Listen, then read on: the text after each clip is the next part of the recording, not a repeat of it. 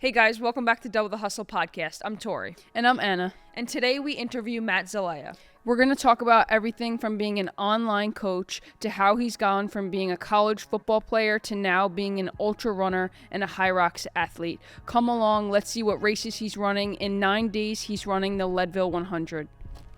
Come back every Tuesday at noon to watch our episode drop and to double your hustle. Please like, subscribe, and comment so that we can grow this thing.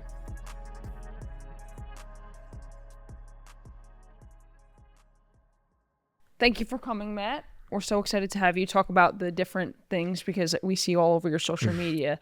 Definitely the triumphs and struggles, and it's cool to see like going back and forth between like the good and the bad, but it's also like crazy stuff that you do. So, I mean, we're getting into our running journey, but That's awesome. It's not even where like you've been through yet. So, excited to talk about and, you know, go through the different running strategies that you use. Let's start off by just explaining like your background, your content, you know, how people can find you and stuff like that. For sure. Well, first off, once again, I mean, as I walked in, I said it before, I'll say it again. Thank you so much for having me. Of course. I know there's a lot that goes into this and, you know, a lot of coordinating with, you know, finding guests and do what you got to do. So I appreciate you guys reaching out to me. Of course. Yeah, Thank it you. means a Definitely lot. appreciate you. And any chance I get just to have a platform to obviously have a good conversation and share what I can, you know, I'll always jump on it. So I do appreciate it. So yeah, a little bit about me. Name is Matt Zelaya, like you said. I've been living in Jersey my whole life. I was an athlete my entire life, played football during high school, played at Paramus Catholic, which at the time was just, you know, up there in terms of high school was ranked in the country for football. And then I ended up playing at LIU Post. Actually. Oh, nice. Cool. Dope. Yeah. That's awesome. Yeah, I played there for 2 years. So competed at a higher level for majority of my life. And then, yeah, now I kind of got into this whole crazy running space, but there's a long journey throughout that. Just on top of the running and the physical training, I'm an online coach as well. So I help people that are, whether they're running their first race or their 10th race, or I have somebody training for 100 miles and somebody's done an Olympic triathlon. I'm a group fitness coach, and then also building brand Sunday Morning Club with my business partner, who's actually my sister's fiance. We've been partners for about 7 years now. That's awesome. And so fingers are spread a little thin, but I'm enjoying everything I'm doing. I love everything I do, and I'm able to live off it. So Exactly. That's the just whole continue thing. that. Yeah. Mm-hmm. I think something really cool that like I could attest to is like when your fingers are spread like so thin, like you feel it's like stressful, like thinking about it, but like you feel the most like rewarded and like you're doing like what you're meant to do and like your purpose, you know? So I think that's really cool to like see and like understand that you're spread so thin, but understand that like everything like you're doing, you're enjoying. Yeah, no matter what pocket you're kind of tapping into, it's productive to you. It's something that you want. You enjoy really to a certain degree. Yeah. So it's a good feeling. It's cool. It's you know, always developing, but it also comes with a lot of stress as well because it's mostly on you now. You know, That's it.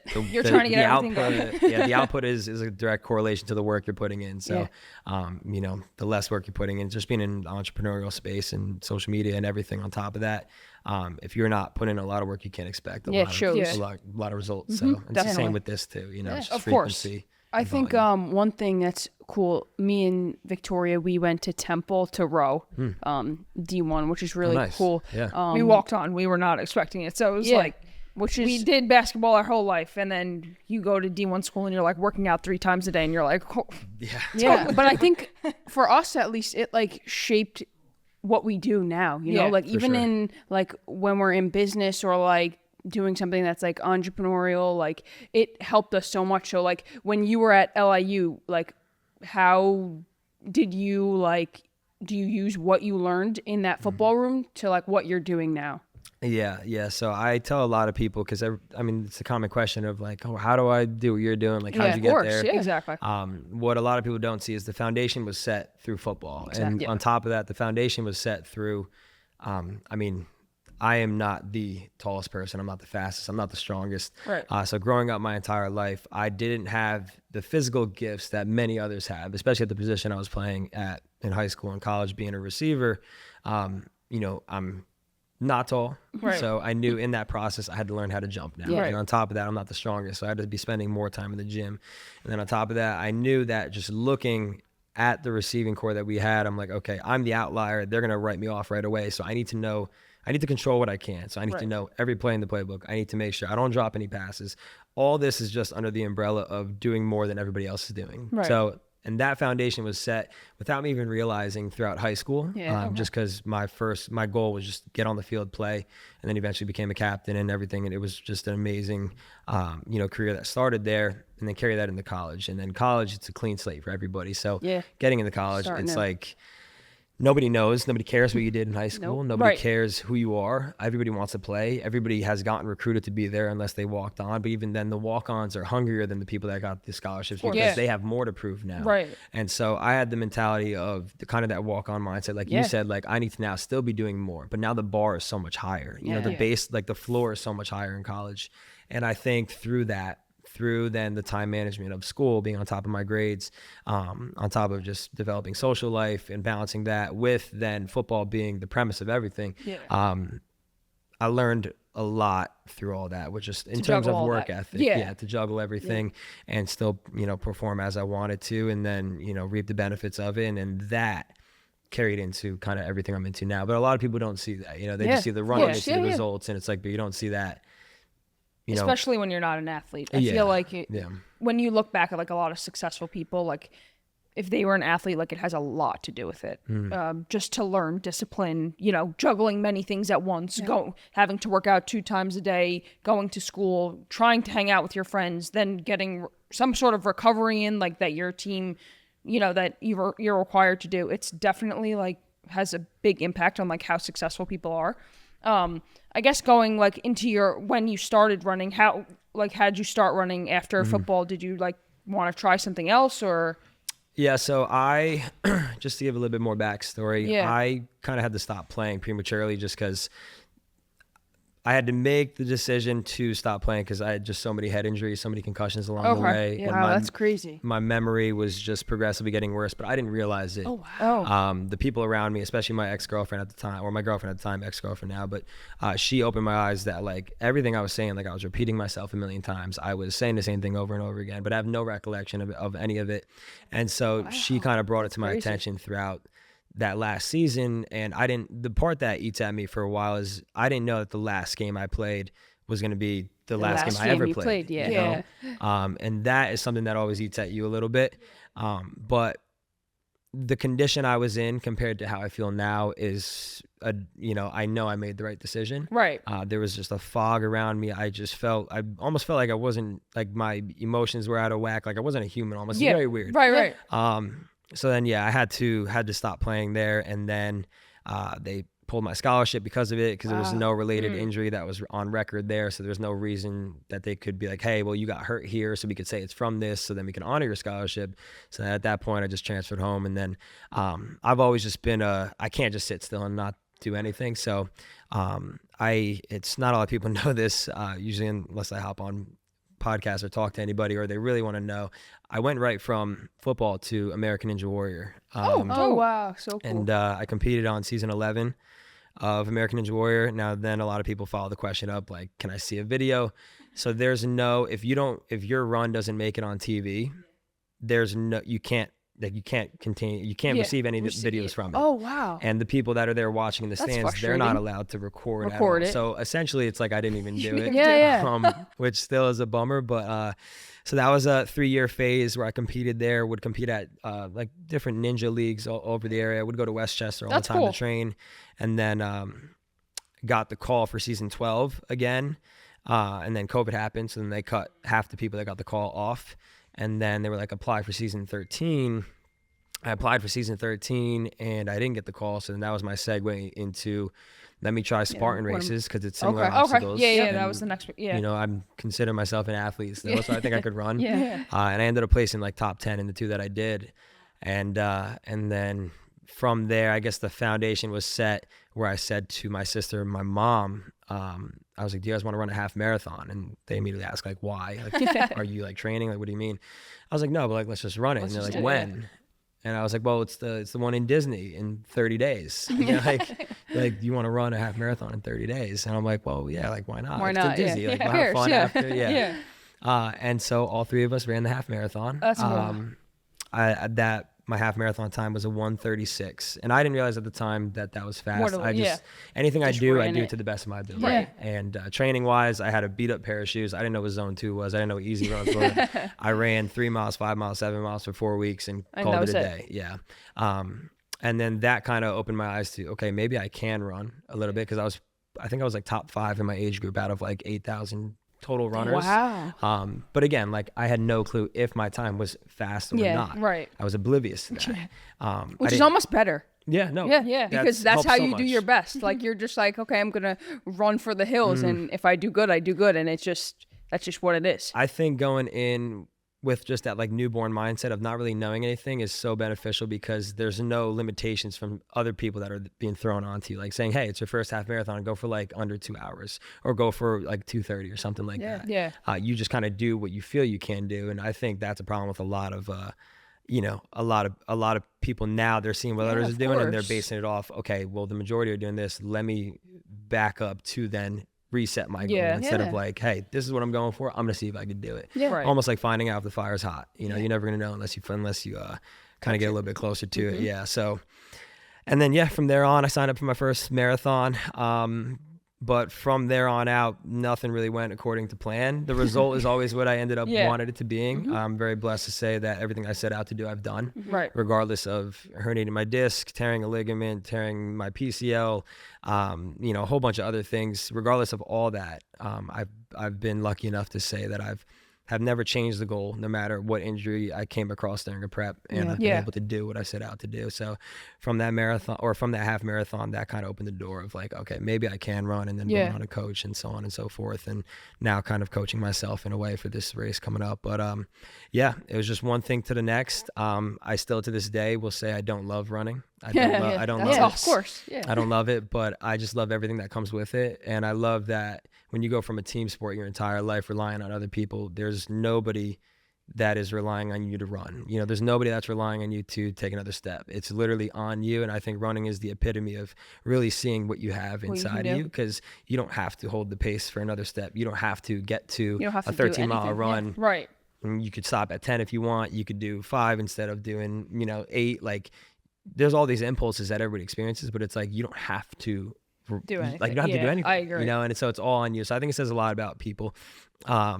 Not physically like, oh, I could run this far, but it's like doing it when you don't want to essentially is the biggest thing. Your mentality. I mean, me personally, we try to run every day, but like, do I ever really want to run that day? No, not really. But like, after, you're it does. happy Yeah. you did. And then like, if I don't run for a few days, I'm like, yeah, let's go on a run. Yeah. But like, I'm not even like, we run maybe like 3 to 4 miles a day, and I'm just like, get it done, and then after that you feel great. Like it's so I mean, advice for first time, like our goal this year is to run our first marathon. Nice advice to us, I guess, or anyone trying to run their first marathon that maybe you didn't know for your first marathon. Yeah. So I guess there's so many ways I could take this. I could talk about this forever, because it really depends on the person. It depends on where they're coming from too. Is there a base built up? And we could get into like the technicalities of it. Yeah. Is there a base built up? What's time goal they're shooting for? How often can they train? So on and so forth. These are questions I ask my,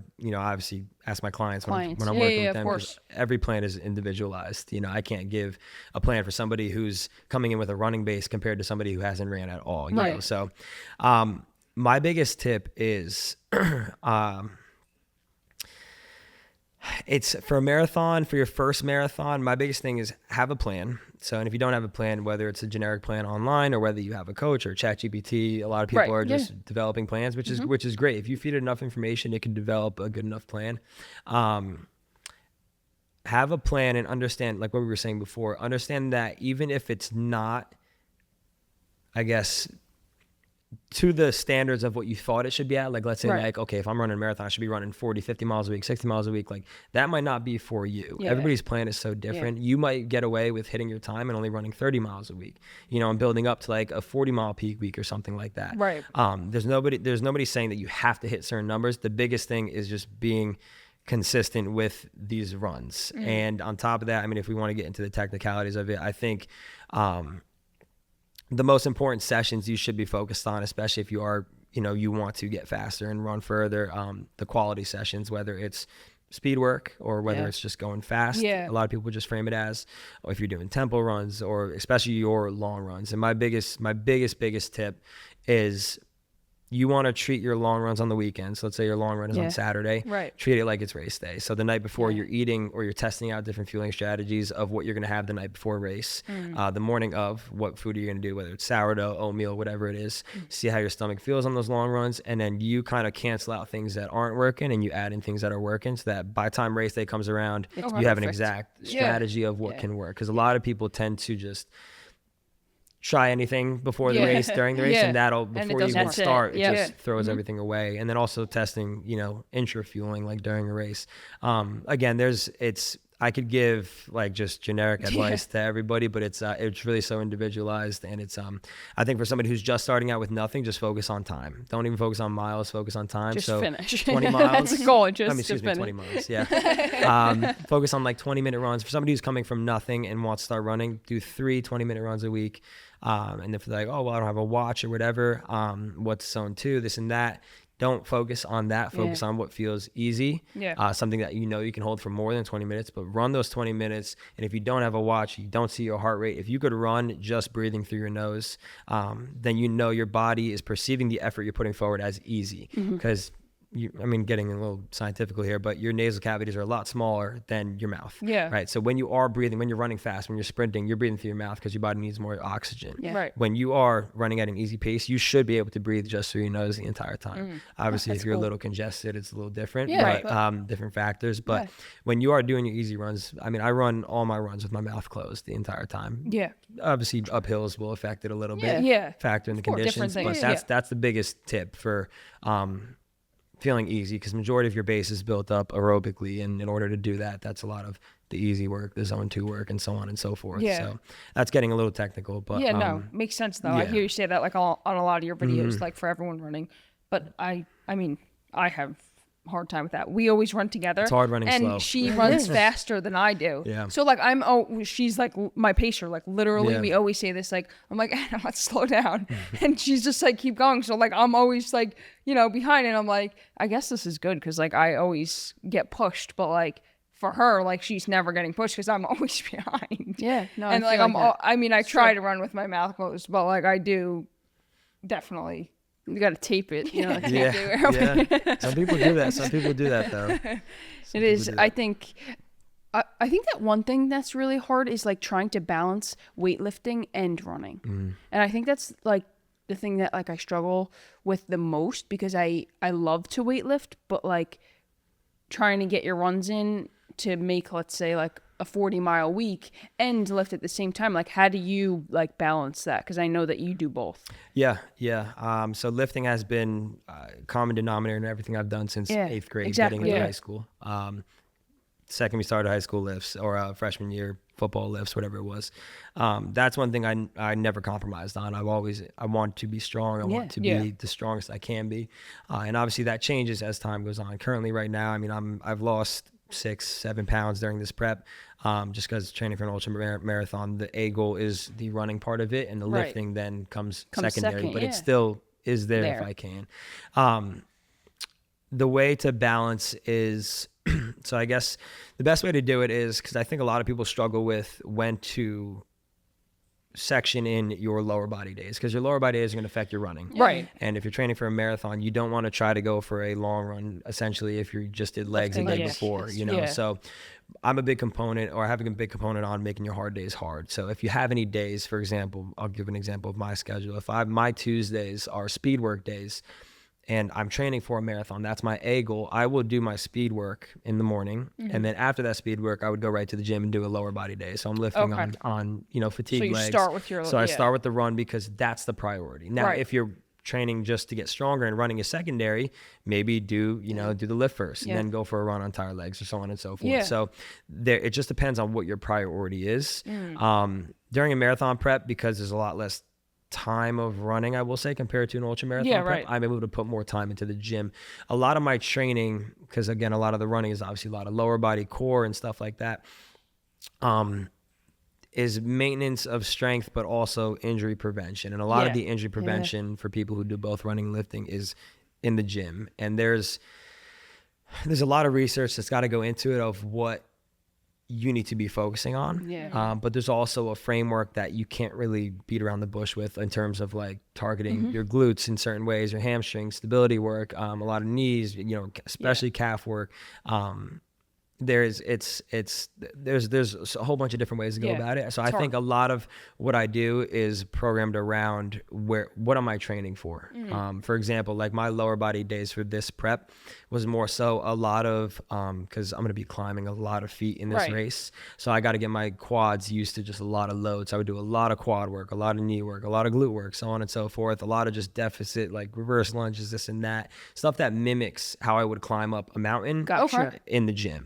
Yeah. And make it harder, make the conditions harder than it has to be. And that's the framework that I follow for every race that I'm doing. So in terms of balancing both, I think anybody could do, you could lift upper body and then go for a run. That's fine. You know, I think it's really just the lower body where a lot of people are like, how do I do this and still be able to run? Right. And I think you just want to focus on making your hard days Which hard. makes sense. Yeah. Which does make sense to go, whatever your goal is, do it first, and then you can do whatever on top of that to help.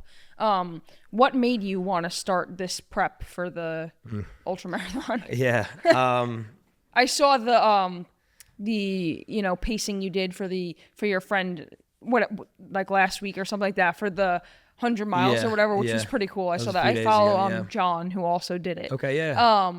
Which was pretty cool to see. Like, I would love to do that after my first marathon. But what made you start like wanting to do that? Yeah, so a lot of people they ask me like, what's my decision making in doing these races? Yeah. Like, are you a marathoner? Are you an ultra marathoner? Are you just Trying high rocks? everything? Like, like what's your focus here? And I think the common denominator in everything I've set out to do is Pain. one. Well, yeah. That's why then a lot of people are gonna say you're crazy. This and that, but No. I think it's good The to be pain crazy. cave. Yeah, no, for It's sure. fun when you get there. It's addicting. Yeah. It is. Oh yeah, it is. Yeah. It is. And I think it's something that you have to, in order to get not more used to it, but in order to be able to sit in it longer, you have to be exposed to it more. Yeah. It's not like if you're not running hard on your track workouts, if you're not running hard on your long runs or like certain quality sessions, Right. and you're barely tapping into it, you're not going to be able to sit in it race day. And that's where a lot of people then tap out. So a lot of your, I guess, pain cave survival is based off your training and how often you're exposing yourself to it. So I think for me, the goal has always been, one, to see what my body can do, whether it's doing a full Ironman, whether it's doing an ultra marathon, whatever it is. But two, more so like just, I use fear as my direction to go with a lot of these things. Yeah. You could go back to when I first started. Anything over 5 miles, 3 miles, I was like, that's insane. I don't know who would do that. And then I signed up for a half marathon because I'm like, okay, that would be the next step. And then, okay, I did the half marathon. Wait, that used to scare me. Like, a marathon just seems insane. I'm going to do a marathon now. And I think the two things I follow every year are, is my A goal harder than what it was last year? Okay. And is it something I've never done before? And if it checks off both of those, that's probably what I'm going for in terms of this race specifically. So that's why throughout the years, I guess the goals have scaled up. It gets bigger. Whether it's going faster, whether it's going further, whatever it is, it's all scaled up. But if you follow that framework over the course of 10 years, like the growth you're going to have compared to just, insane. Sitting at a certain distance and maybe getting a little faster each year. I'm really big on signing up for something where the goal, whether it's a speed goal or a distance goal, when I sign up, I have no clue how I'm going to get it done. And then throughout that training, I've gotten it done time and time again. And if I'm able to do that, the growth in 10 years, if I follow that framework, is going to be insane. Yeah. And then for Leadville, this was a race that when I first got into running, I could credit Nick Bear for a lot of this. I watch him all the time. He's a beast. I mean, if there's anybody, this guy is an animal. If there's anybody I chase, because a lot of people are like, who do you look up to? Who do you chase? Yeah. It would be him in all aspects, though, business, family, training. I mean, who else? He has probably the biggest supplement company that we've seen at least grow like in our time. Like nobody else has taken a supplement company. Maybe Andy Frisella, but even like they're like neck and neck. Nobody's taken a supplement company as far and as big as like he's currently doing, while still like keeping his goals, training for Ironmans, like he did Leadville as well. So to see like him scale a business at that height and keep his goals of like physique and things like that, and his family, like you watch him like just do it all, and it's crazy to see. Honestly, It shows that it's possible to Yeah. attain that, Yeah. to achieve that. Right. Everybody's different, obviously, but if there's anybody that I'm looking at where I'm like, you know, that's somebody I want to chase. That's right. It would be him. Have you been there? Have I been to? His facility? No. Okay. So when BPN had the ambassador program before they brought on athletes, I was part of the ambassador program. This is Gotcha. like 2 years Yep. ago or so. And I was supposed to go out for the ambassador weekend, and I ended up not being able to because I was onboarded like 2 weeks prior, and I'm like, oh, I don't know about that. And I was also just getting into like social media and stuff. I'm like, oh, it's, you know, a little sketchy. I'm not gonna do it. Looking back on it, I missed out on a lot. Of course. But Yeah, no, it's I'm actually heading out to Austin in September. Okay, cool. And I'm going to be with a handful of like, you know, guys that are with BPN and all that. Nice. So it'll be cool there. But Nick Bear, I credit to using as a guide for my I watched his YouTube videos throughout my first marathon. This was in 2022, I think. Okay. I would watch his videos, pause the video of like if he's writing down a track workout, and I would do that exact workout and structure my week according to what he did. Okay. But I would adjust it to the paces that I thought I could hold. Right. And I could have been wrong. I could have went through the whole 12, or I guess the whole 7 weeks of like, I might be wrong, but as long as I'm following something. Yeah, right. And so he did Leadville. Yeah. And that was one of the first times I saw Leadville, and I was like, Me too.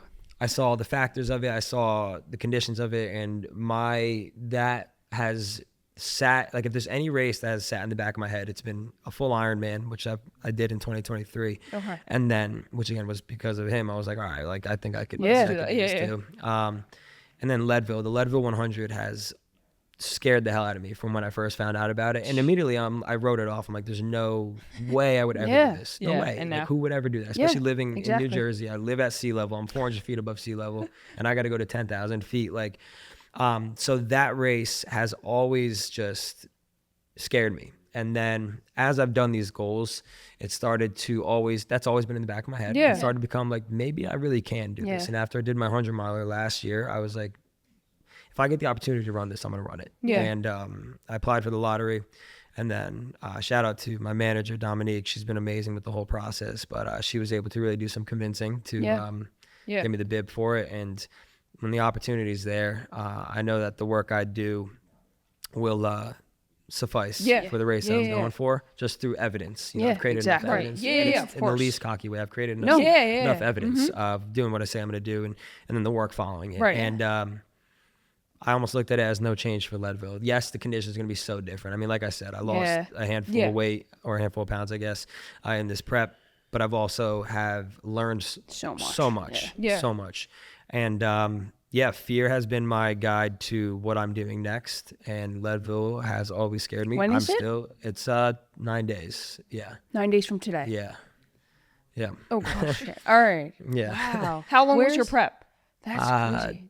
It was it's tough to say because there was a few things. Like I was in the hospital at one point, and then I wasn't able to run for that whole week. And then like other things popped up. I would say I got a solid 14 weeks in, which has been the longest prep I've ever had. Right. My preps are usually like 12 weeks at most. Okay. Not that I choose that. It's just through injuries, through other things. I mean, too long can also be really bad. So like, you have to. Yeah. But I knew that this was going to need time. And so 14 solid weeks. Not really getting much altitude training, but I've worked. I was gonna say, even living in like Jersey, like how are you gonna prepare for that, or how did you prepare for that? Like, even though you don't really have that much altitude. Yeah. So I did a lot of research. Okay. I was listening. Well, I guess I listened to audiobooks a lot on Audible.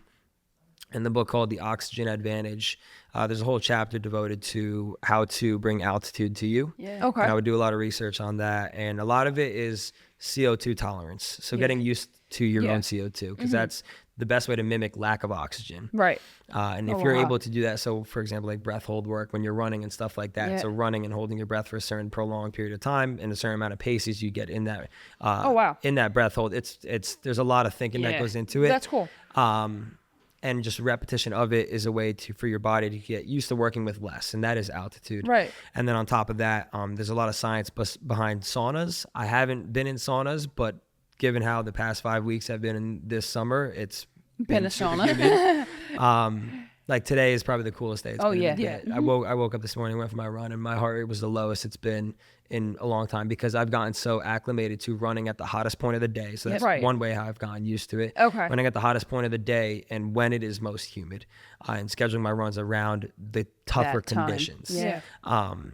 And so to answer your questions, get ready for altitude. It's been CO2 tolerance work and then running in the hottest time of the day because the heat will help the body acclimate a little bit better. And I also know the conditions race day, it's going to be like 68 degrees as a high. And I think it's going to drop to like 39 during the night. That's good. Okay. Yeah. I'm so okay with that. Yeah. I would be so okay with that too. When Nick Bear was training for his, didn't he use he used the hypoxia chamber. Yeah. Have you ever tried that? No. So I have it's like, it's expensive to like get access to like one of those to be able to try, you know. I've spent a lot of money on this prep. Yeah. But it's interesting because like the bar was already set so high from my Ironman. I had to buy a bike, I had to ship it, everything. So after that, I'm like, all right, anything less is okay. It's okay. It's okay. Plus the result has always been worth it. You don't think about the money after you get a race. So the hypoxia chamber was a thought. I did look at certain gyms in the area that did have it. Okay. One of my coworkers is actually running the race and he bought a hypoxia chamber. Okay, cool. So he's been using that. I'm going to reach out to him. So I want to see how he's feeling, if he's feeling ready. Yeah. But I just, I kind of just wrote it off. Yeah. I was like, you know, I should have, yes. But again, who's to say that there hasn't been somebody else in my shoes that has lived at sea level that hasn't done a hypoxia chamber, that has only been to Colorado once and ran there once, but can still go and run this race. I'm sure, at that time. Mm-hmm. Yes, the percentage of people is small, but I have a lot of belief in myself, and I'm very in tune with my body to know that the goal I'm setting out to do in a race where the conditions are not on my side is the consistent framework that a lot of the races has been, where the conditions are not in my favor, the prep duration has not been in my favor, the volume has not been, like, so on and so forth. This is just another example of that. But on the counter side, this is the best prep I've ever had in my life and the best I've ever felt. So there you go. This is the best my body's ever felt. I feel like I could run forever. I've done a lot of climbing. I would schedule my weeks not about the mileage, but just about how many thousands of feet am I climbing throughout the week, because that's what takes a lot of people out. This race has a 60% DNF rate. So majority of the people that I'm around are probably not going to be finishing the race, which is scary. And there's certain cutoffs at the aid stations if you don't make it in a certain time, like you DNF. Oh, there is. Okay. So, done a lot of research on it, and that's enough to like scare somebody away for sure. Right. But again, but also to scare you to keep going. Yeah. That's the thing. That's why fear is it's just my guide to figure out what's next. And I think a lot of us, fear is such an interesting thing to talk about because, for example, like I guess the best example would be skydiving, for example. Like if you're scared of heights and somebody skydives, the most scared you will be is before you jump. Right before you jump. You talk to anybody who goes skydiving that is scared of heights that then skydived, what is their response? Usually it's not like that was the scariest thing ever. They're like, I'm traumatized, I'm never doing it again. They're like, that actually wasn't that bad. Right. And so fear is almost like, it's like what it's literally just the more you let it speak to you, the more it just suppresses it's your like life. The moment right before then after that you're like, oh shit. I mean, I'm terrified of heights. Like that's my crutch. And I've went skydiving 3 times because I'm like, the first time was like, all right, if I'm scared of heights, how can I counter that? Let's jump out of a plane. Right. And again, sounds crazy, but that's the only way really that I found myself that I was going to get used to it, to keep to do it. And so I think fear, I have a very good relationship with fear and that impulse that I get when I feel it. And I think a lot of us tend to let it just suppress too much and let it speak too loud. You do want to hear it, you do want to acknowledge it, but it's more so like you can't let it guide you in the opposite way of how I'm doing it. Yeah, because then it turns into regret when you can't no longer do it, which is even more scary because you only have one life. You only have one life. So complacency and you're okay with doing the average doing just really nothing and not nothing, which but is not great. Yeah, of course. Just being average. Yeah. Was there anything during this prep that did you get like injuries or anything like that stopped you from like running, or that you wish that didn't happen that maybe would make you like better for race day, or not really? You had a good prep. I had a good prep. I would say the only injury that really popped up was just IT band on my right side. But again, I've gotten so used to troubleshooting, and I've also have one of the best physical therapists, in my opinion, in New Jersey. He's I'm a sponge when I am in a room with new people, when I'm learning new things. Like, I try to ask a million questions. I want to know, okay, why is my IT band hurting? Where is it stemming from? And it's usually not the IT band. It's usually a direct correlation to imbalances in your glutes and your hamstrings and your quads. And so from me feeling that, I then every day for my leg days is now revolved around strengthening areas that will make my IT band feel better on top of going to PT. And so doing things like that. There was a little bump in the road in this prep it was in May, I think. I ended up in the hospital. I competed in 2 high roxes, so Friday and Saturday. We ended up, so me and my partner on Friday ended up qualifying for Worlds, and then me and my girlfriend Elizabeth, she did no training really leading into this because she was studying for the boards at the time. She actually just found out she passed last night. Nice! That's awesome. So it was a big day. That's huge. Yeah. It's also good because her being that's what you train for. her being a physical therapist works out so well with this relationship. She's got to save you so much money. She's got her work cut out for her. And then we competed on Saturday, and I was dealing with like a stomach bug throughout that week. And I barely ate Saturday, and I was aware of it. And then after the race, I just got severe chills. I was super dehydrated. I hate going to the medical. I want to stay away from like everything. Even like throughout high school. Like if I was hurt, I stayed away from the trainer. I was like, I need to be on the field. I cannot. And again, that was immature mindset. It's always like that. It was just you cannot take me off this field. I worked so hard to get here. If I could still run and do whatever, yes, it hurts a lot and it could get worse. I'm just gonna keep going. And that just almost stays a little bit for a while, but I got to the point where I had to lay down, close my eyes, like I was shivering involuntarily. It wasn't even that cold out, and I just ended up being super dehydrated. My body just kind of like shut down, and then around 1 a.m. I turned over to my girlfriend. I was like, let's just go to the hospital. I got to get IV because I'm not feeling any bit better. And then I took that week off of running. But on the counter side, it was my friend Wee Sam's birthday, and she was the one that actually just ran. She was one of my clients and good friends. She just ran 71 miles in 12 hours at that race. And but it was her birthday, and for her birthday, being as crazy as she is, and the crazy in the best way, she wanted to run the perimeter of New York City. So it was 32 miles, and we did that. That's awesome. I guess I got my weekly mileage after the in that one there. day.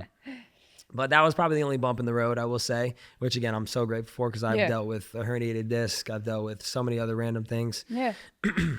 So that's why I think this prep has gone. I've also been a lot smarter with recovery, and my sleep has been more on the better side. It's definitely something I need to work on. But it's never all going to be perfect. You got to work with what you got. Keep learning, of course, and always go through it. Let's talk about your hat company, your, Sunday morning run club, had that get started? Who did you start it with, and so forth? So Sunday morning club, it's the hat I got on right now. I guess I could face it this way for this part. Me and my business partner Willie, we were always involved in the e-commerce space for a bit, going back a few years ago, and my role in it was to kind of just like blow products up on social media and this and that. And this was more so like Facebook ads at the time. And then once organic marketing became a thing, that's where I then kind of stepped in a little bit. This was before I had any social media following or anything. And then the one product we were working with, this is kind of what got me into my own social media stuff. I got a video to over 80 million views, and that kind of shocked the industry to where a lot of other people that were trying to do the same thing, it just flooded in an immense amount of people to organic marketing. Like, what are you doing? We had some of the biggest people in the space that were like, help, I've never seen this before. And I'm like, well, that's kind of crazy.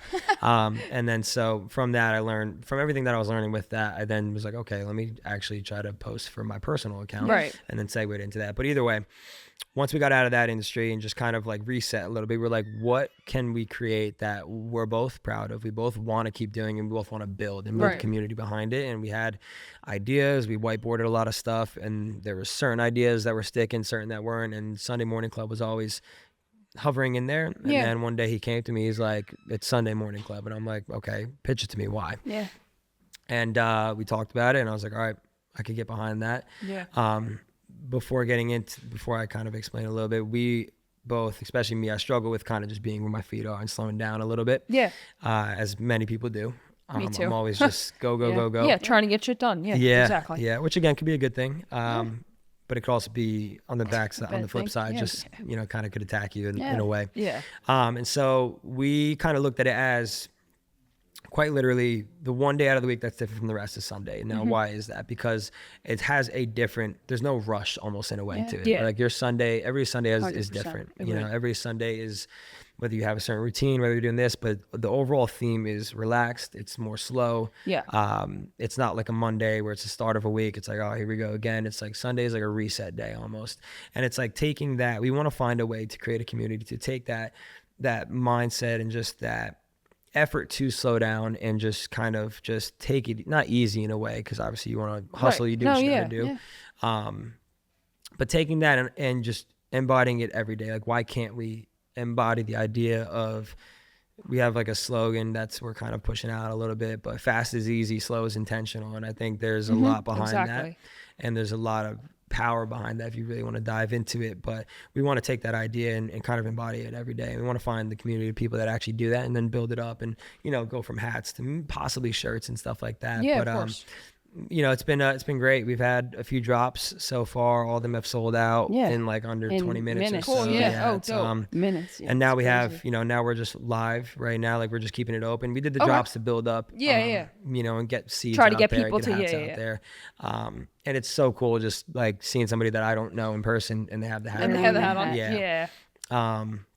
And then That's people really cool. coming up to Willie, who's my business partner, when he's working, because he works at one of the biggest breweries in Charlotte. Okay. And he tells me all the time, so many people are like, oh, where'd you get the hat, this and that. And those compliments That's are awesome. like, Yeah, of course. it's cool. It's cool stuff. So the idea of it is what I said before, is Super that, dope. but kind of just embodying it like Which every is day cool almost. because it's so simple, So simple. Yeah, people And need to so slow simple. down. But like, that's even the your best morning thing every about day. it. Yeah. Yeah. that it's so simple. And I mean, I look at it now and I'm like, damn, that like that idea, that name is so good. But it's like just like this simple It's thing so that you simple, would but never... like it's hard to do. Hard, Yeah, of course. Like I've struggled if with you it for say years. like, I want to have a slow morning, I want to get up and like actually like relax, reset, start my day so like it's successful, but then like you get up and you're like on the go right there. Like if you have that mindset, like But that also- like you want to do that, but it's hard. Nothing feels better than a Sunday morning run. And too. I know. Like Yeah. at least if you do, or like once you're done with it and like you just have the day to relax and you did like your run, whether that's, some people do their like long runs on a Sunday and then Yeah. you get done We and talked it's like about that. Sunday, Yeah. like your Sunday is just, for you and Yeah. your family and like that's it, it's over. So I think that's Yeah, everybody's got really their cool. own Sunday, got their own Yeah, reason, but no matter what is the one day out of the week that's different from the rest. So then why not take that vibe and kind of find the people that exemplify that every day? Yeah. basically. Mhm. So Yeah. whatever your Sunday's used for, kind of. So it's meant Love that. literally, but also figuratively. Yeah. Like, and I just love that. finding Yeah. that way to push it out. That's the hardest part. Yeah. That's the hard part in building Totally. anything. Yeah, Yeah. I think agree. one thing that I think I just want to touch on really quick is, what has your nutrition looked like during this prep for leading up to Leadville? I mean, I'm sure that your amount of calories intaken is way higher than probably any race that you're running, just because of like, how many calories do you have to consume that day running that like race? So I used to track my calories. I used to track what I was taking in just to get an idea of Yeah. what's what. And then I could, go off that. I relatively eat the same thing almost every day, but I love what I eat. Yeah. Okay. I'll change it up here and there. I don't have a strict diet. I will order Domino's. I'll go get a sweet treat. I'll do whatever. Like I enjoy what I eat at the end of the day, because no matter what, the way I've kind of shifted my perspective on food entering my body is that is my fuel for whatever I am doing. Yeah. Right. And so before getting into this prep, I take whatever I am eating and the frequency of it, and I just add a little bit more to it each time. So like throughout the week, basically. Yeah. So knowing that if I'm doing that and if I am seeing my weight staying the same, then that's okay. I want to maintain the same weight. Now, obviously I said I lost some weight. Yeah. It's never going to be perfect. Yeah. Throughout my Ironman prep, I That was when I was tracking. That was when I was biking for hours and then running for hours on the same day, almost like every day. Yeah. And swimming and lifting on top of it too. I don't even know how I had the time for that. I was taking in almost like 3,500 calories a day, pushing 4,000 calories a day. But because I tracked that during that, I now have a general idea of everything, of where like what's enough, what's not enough. Right. In terms of fueling during some of these long runs, I mean, I'm on the trails for hours. So what a lot of people think is like, oh, you have so many gels, you have this. I bring candy, I bring Rice Krispie treats, I bring turkey sandwiches, I bring literally anything that makes my stomach feel okay. Ultra marathons, yes, are physically a lot to go far, to run far, but the ability to run far will start with your fuel source, which is your stomach. And if your stomach gives up, it is hard to recover that during a race. To keep going. Yeah. And I've been lucky enough that any ultras I've done, my stomach has never given out on me.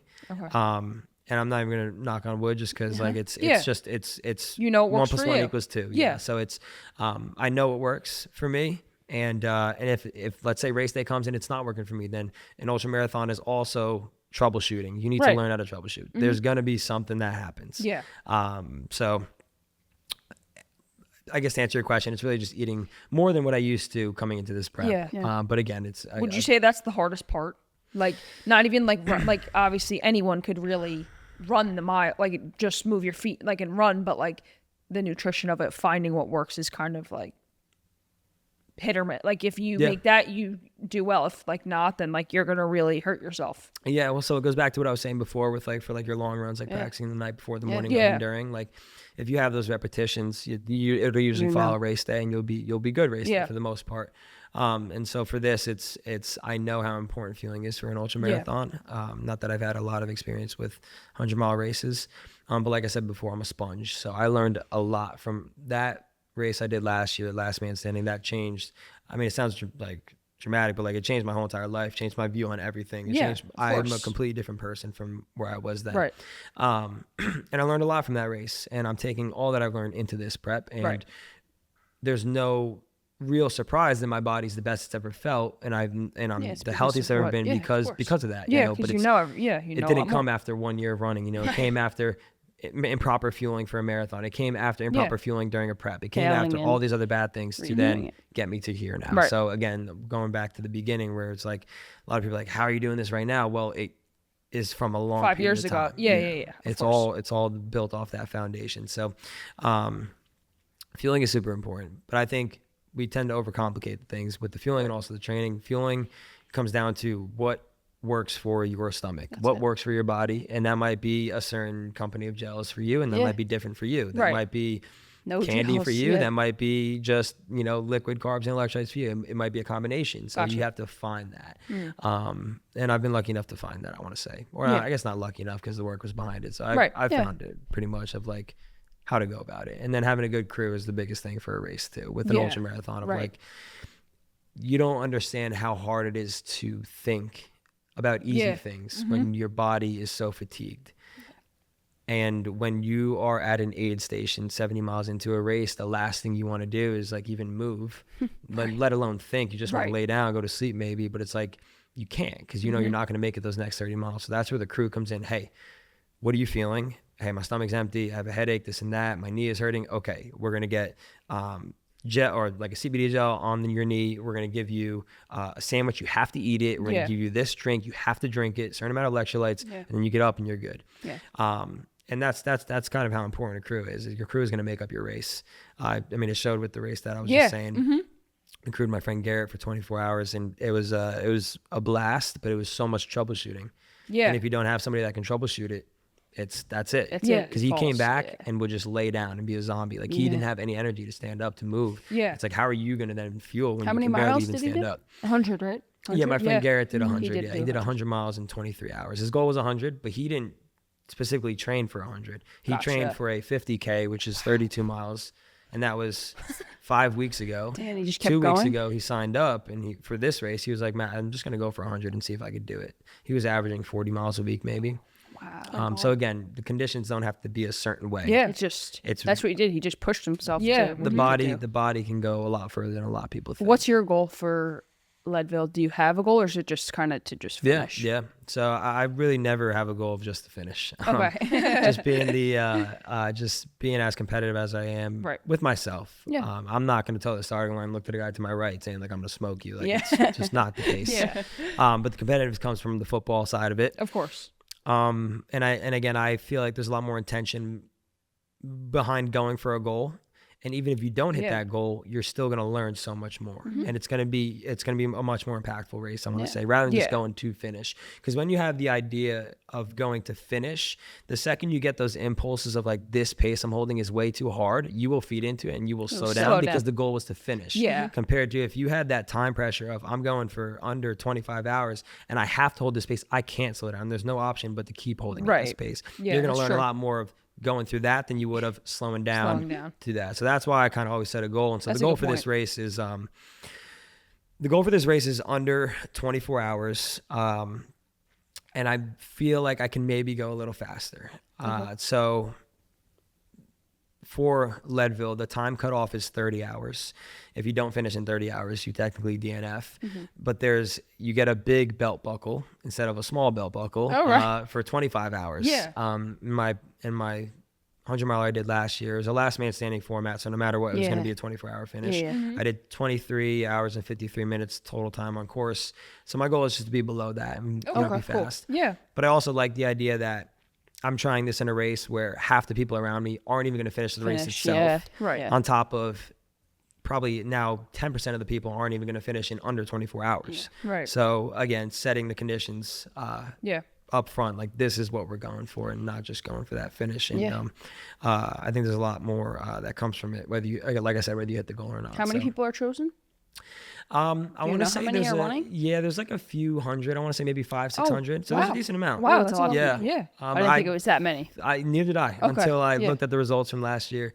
And if anybody was curious, the guy last year broke the record. He ran, I think he did it in like 15 hours. No, So it's like a 9-minute average minute per mile pace. That's crazy. Throughout all the climbing and everything. Like you're climbing 16,000 feet throughout this race. Like he overall averaged like a 9:15 minute per mile pace. Oh, I would like to see what his prep looked like. He's also one of the best ultra runners in the world at the moment. But so there's levels to it, and endurance favors time. So your peak endurance is in your mid to late 30s, early 40s, which a lot of people don't realize, which is why a lot of people that get into it in their 20s, they're like, why can't I not run this far? Why can't I do this? Because endurance favors time. Yeah. And a lot of people have a very short attention span. They want to get it done now. Yeah, of course. You want the quick result, and it's not like running a 100-meter sprint. Like you need to build this up.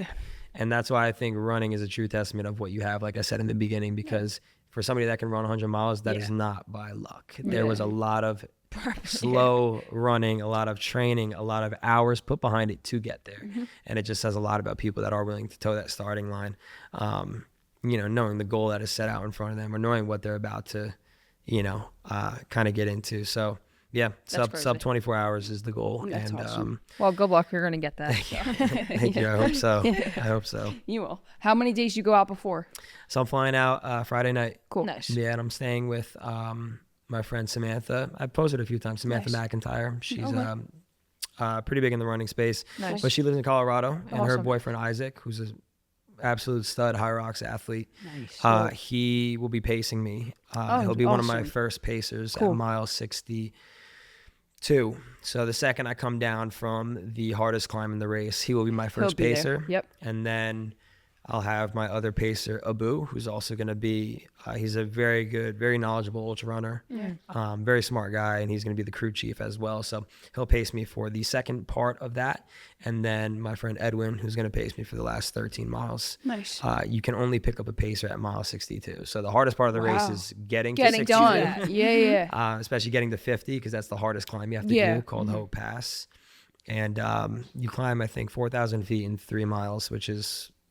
It's a lot. It's literally, I think it's like putting your treadmill to 16 or 17% incline and just doing that running for 4 miles. Yeah. So, I think that's like the hardest part. One of the last questions I have for you is like, now you have to think about running that 100 miles, but like, if I'm wrong, like I may be wrong, but you also have to put together a team that will help get you through that, which like, isn't that like, you got to think about that too? Like for you have to think for someone else as well. So like, Yeah. Is No, that like, I don't know. I feel like that'd be the hardest thing. Like, you got to run it, but also put together like your team behind that There's a lot of for them to know logistics. what to do to get you through. You Like, just have to have people that you could lean on, because that is That's exactly what Abu Yeah. said to me. He was like, because I said I had a call with the team about a week ago or a week and a half ago, and I said to them, I was like, the 3 pacers, I was like, do you guys have any preference of where you want to start pacing? And Yeah. Abu was like, you need to have people that are there for a certain reason at a certain time. Yeah. And who are you going to lean on at a certain moment? And the crew is everything. I wouldn't have ran my 100 miles last year if I didn't have a crew, because Yeah. Right. I came back some You need laps that. and I didn't have. We live streamed almost every 20 miles, I think, and there was at mile 20. I could even pull I it up on my watched it. Instagram. I was a zombie. I came back because I underfueled the past 2 laps, and every lap is an hour, so I underfueled the past 2 laps, and I was a zombie. I literally just closed my eyes, and I just had no energy to even lift up food to my mouth. So how can I right. fuel myself, get up and go, unless the crew is there? You could see 3 hands on me at a time, ice on my back, feeding me food, giving me a drink. Like, that is what you need to do these Right. races. And so finding those people, it's tough. Yeah. It's tough, but it's I'm That's blessed the enough, run community. blessed Yeah, enough yeah. to have the people that said yes to buying a ticket to go to Colorado, to knowing they're going to stay up for 24 hours that are crewing me, knowing that Right. we live at sea level, they're going to have to be at 10,000 feet above sea Yeah, level for right. 24 hours. Yeah. And I even had to say no to some people. They were like, dude, I would love to help crew you. I'd love to pace you. Like, let me know if you need somebody. I'm like, I'm blown away that you guys even would even Want want to to do this. do that. Right. But that's the running community. Yeah. And Yeah, of I've course. gravitated towards that so much. I've never met a group of people that have, I guess, in a way, understood Yeah. what you're kind of going for, or specifically what I'm going for, because it's hard Exactly. too. When you do these crazy things, you kind of tend to isolate yourself a little bit more. Of course, the crazier yeah, the things you 100%. do. Right. No matter what, there's always gonna be resentment in certain ways. But I could say, hey, I'm running the Leadville 100, and instead of somebody's response being, that's Good for stupid, you. why would you ever do that? It'd be Yeah. like, hey, how can I help? How can Yeah. I- And that's the group of people I have there. Yeah. So it is hard to find a crew. But when you have those people, and even if you have people that don't know how to crew, Right. if you have people that you can rely on, that you can really lean on, like what you're Yeah. saying, Telling them to give you food or whatever. those are Yeah. the people. They can do, Yeah. we can do research. You can learn how to crew. How to You do can it. learn how to Yeah, fuel. yeah, Yeah. exactly. But you want to have good people there, Yeah. people that are good to you, and that's what we got. But I so. think that it's also like these people that are pacing you have done it before, so like they know the feeling, and like they're want to help you get to your purpose too. The same reason why when you're done with this race, and if somebody reaches out and is like in 2 years like, hey, I'm doing Leadville, will you come pace me? You'd be there, Yeah. too, because you know how you felt Right. Sure. trying to get a pacer to run, and you want to help somebody, get there too. So Yeah. I think that's cool too. Yeah, there was so the only person that has crewed for an ultra is Abu. Is Abu. Yeah, Okay, he's cool. the only one, I think. That's awesome. My friend AJ, who's coming, childhood friend, we've been best friends since like 2nd grade. He did all the live streams last year. Yeah. And he's not a runner. He lifts. He's in the Okay, gym, yeah. but like Sick. he's coming around to all my races. He's going to my That's high rock cool. stuff. He's Yeah. filming all these things. Like he's been a rock in a lot of it. So Yeah. it's been good. Yeah, It's that's been good. nice. And he's coming out to Colorado to do the same. My sister as well. There's she's doing actually the race I did last year, last man standing again. So Oh, wow. she'll be coming It's out a hard race too. filming. Same. and then gonna be doing that at the end of August, and then I'll be her crew chief basically, Exactly, and helping her. yeah. So So that's awesome. it's giving you find people, yeah, you keep yeah, them around. Yeah, Yeah. exactly. What's next for you? What's besides running Leadville? What could we see from you and expect from you? Yeah. So Leadville was the goal coming into the year. And regardless of what's going to happen, I'm very happy with myself with this Yeah. prep, regardless of the result. After that, I will be running the Wine Glass Marathon Cool. up in upstate New York. Yeah. October 5th. I'm going to be trying to go for a sub 245 marathon. Okay. I'm aiming to probably go right around like a 242, I want to say, which would be about an 8-minute PR from what I did last Chicago Nice. Marathon. So Nice. that's my goal of going faster. So I had my goal of going further, which is Leadville. Going faster would be Wine Glass. And then I was supposed to do the Chicago Marathon, but I realized my cousin's wedding was the same day, so that was kind of scrapped. And then I will be doing High Rocks Dallas with my girlfriend. Cool. Nice. We're going to try to go for under an hour in November. And then I'm going to do High Rocks Anaheim the second week of December, where I'm going to do my first pro solo. Cool. And That's cool. It's exciting. see that. Yeah. So those are what are set right now. There might be another race that comes on if I get into it. It's actually, I could bring it up because it's involved with BPN, but they posted the Survive the Night Yes. thing. Yep. So my goal would be to go there and finish top 2 so that I get a spot for next year's Last Man Standing race. But Oh, gotcha. Wow, that's cool. yeah, so I actually just applied on the way here. Wow, that's really cool. But When is it? that is the day before the New York City Marathon. So like the So first week November? of first week of November? November. Yeah. Yeah. Okay, cool. So it's just a lottery. Yeah. I'm not gonna. Yeah. But those, other than that, those are the races that I've set. Nice. And then we'll regroup at the end of December and figure out what's for next year, which is always a scary thing because I don't know where I could go up from here. But it's Figure a it good out. problem to have. Figure it out. It's a good problem to have. Getting through the year healthy, getting We'll through the year find it. safe. Yeah. And I'm just extremely just grateful that my body's able to do these things. Yeah, exactly. Because some people can't. Yeah, exactly. And that's Yeah. enough motivation to keep it going no matter how I'm feeling. So Yeah. Yeah, that's yeah. awesome. Well, thank you for coming on today. Yeah. We appreciate you. Really appreciate it. And good luck. yeah, thank You you so got much. this. Yeah. Thank you so much. It was a great talk. Yeah.